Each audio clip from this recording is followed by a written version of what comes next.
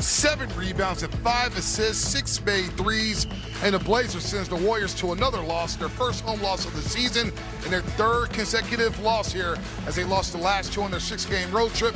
And of course, they begin this homestand, which is a 5-gamer, with a loss to Portland. We welcome everybody to Toyota Warriors post-game live with NBA champion Festus Ezeli, my brother from another mother, Rob Brooks. I am Bonte Hill. Hey, Rod, sorry here, I'll owe you $1 for the odds. We'll get to that a little bit later, but the Warriors, they get dominated on the glass. Their inability to defend at the point of attack, and the Blazers get all kind of offensive rebounds, and they go steal one here at Chase Center. And what we saw tonight was a function of what happens when the Warriors see younger, athletic teams. It chews them up, and there's nothing that they can really do about it. You know, we talk about the turnovers. They didn't turn the ball over a lot. It wasn't a crazy amount of turnovers tonight. You got some heroic play from Steph, but what did it come down to? Rebounding.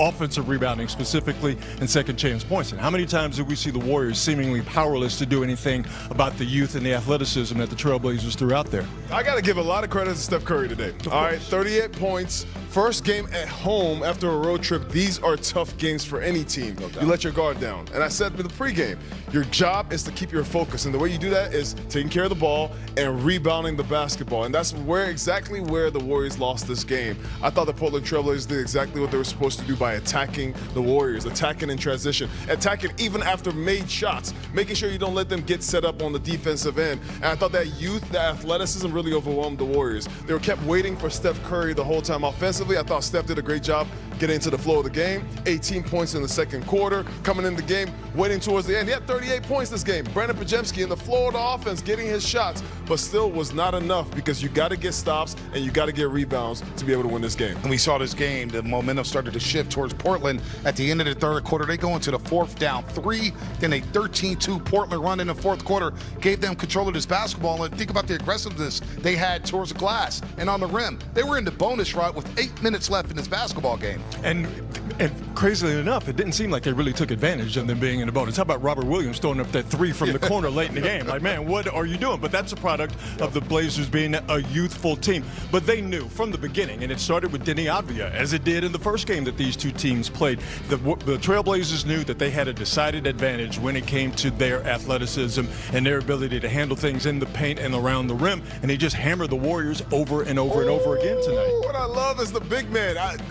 Klingon is up. 22, 10 rebounds, inspiring his team, getting all sorts of shots around the rim. He was getting lobs. I thought Denny Avdia did a great job of just penetrating the defense, getting shots for Kamara, getting shots for Caleb Love. And these guys, when they start getting going, they scored 35 points in the first quarter. Once they got going initially, it just was an uphill battle for the Warriors the whole time. It was trouble at halftime when the Warriors scored 72 points and they were only up 7 points. That just means that the other team is just getting going and you're trying to outscore them the rest of the game. And hey, the Trailblazers knew if we miss a shot, it's cool.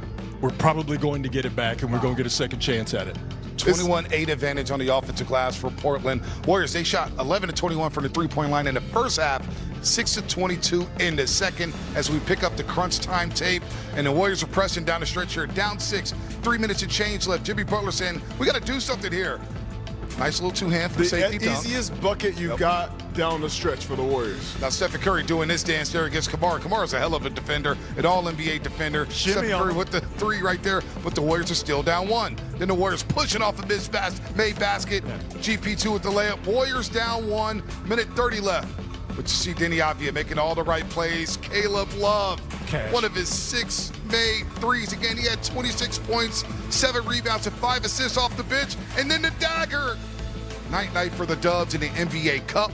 They will not be going to Las Vegas. Steph Curry, though, another shot there. Oh, that was a clean look. Blazers still at that Chase Center by 4, and that's their second victory over the Dubs this season. Again, second chance points, offensive rebounds, that's the big story, and you never want to distill a basketball game to one play or one missed shot, but that GP2 layup that was almost in and almost out, to me, that's kind of where the game turned late. If that layup is made, we might be talking about a different ballgame. Yeah, but that's not a missed layup that happens just because he missed the layup. No. They have a tall, athletic team. You got to give a shout out to Robert Williams, who came into the game and affected a lot of shots. How many shots did he block today? Time Lord was all over the place with 3 block shots. 3 block shots. And you got to give a shout out to their big men. Big shout out to their guards. They are bigger. They are more athletic. They were running up and down the court. The Warriors, in the first half, they were running, and the fast break points was how they were getting their points. Yeah. In the second half, they could not get stops. That's the issue. If you can't get stopped, you can't get out in the fast break. So if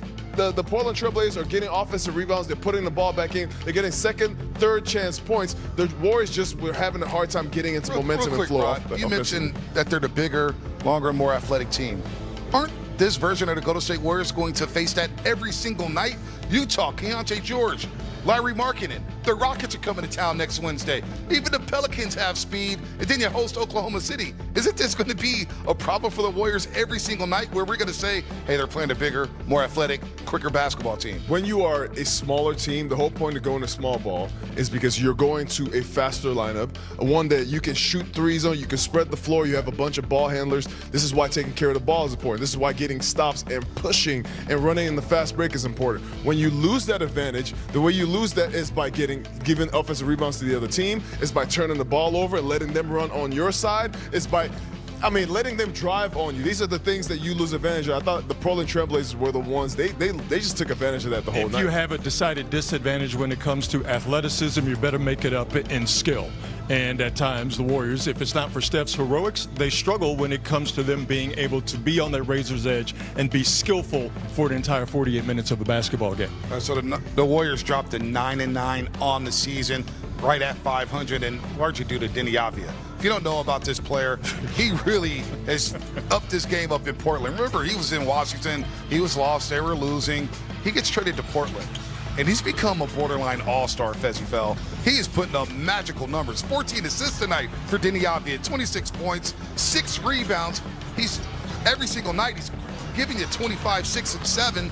I mean, this is a damn good player here and a good franchise cornerstone for the Portland Trailblazers. Deni Avdija from Israel coming in, one of the youngest players to win an MVP out there, and he has really come into his own here in the league. All right, it's about 6'9". The way he handles the ball and gets into the teeth of the defense. Yep. Forget that he went 2 for 7 for the three-point line. That didn't even matter. That wasn't a factor for him. For him, his whole purpose tonight was, I'm going to get to the middle of the paint, and you're either going to foul me, or I'm going to get an assist, or I'm going to get to the cup. And he did everything he wanted to all night, and the Warriors really struggled to guard him the whole night, Rod. 26 points from Avdija tonight. 26 points the first time these two teams played. Said it in the pregame. He will see what your weakness is, and he has the type of game to where he can attack your weakness. And the way that he's playing right now and the way that he gets after you, he's an absolute all-star. His confidence was rubbing off on the other guys. Oh, yeah. Caleb Love had 100%. 20 points. His 100%. season high so far has been 26? 26 tonight.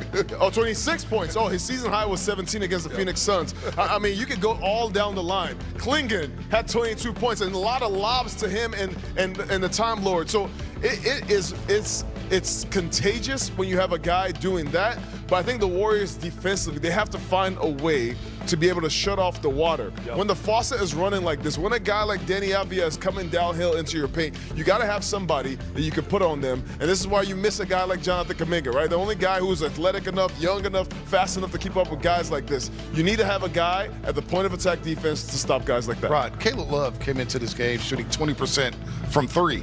He just had a game against Chicago where he went 1 of 12 from the floor and 0 for 7 from 3. We did not mention him in our pregame show. He was not on ours.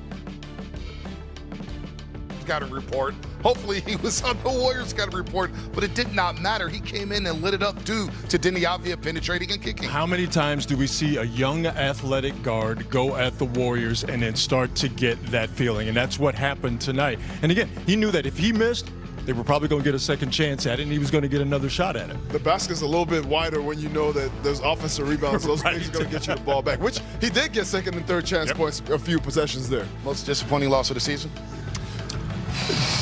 Ooh. Most disappointing. Milwaukee's up there. They lost to the Kings.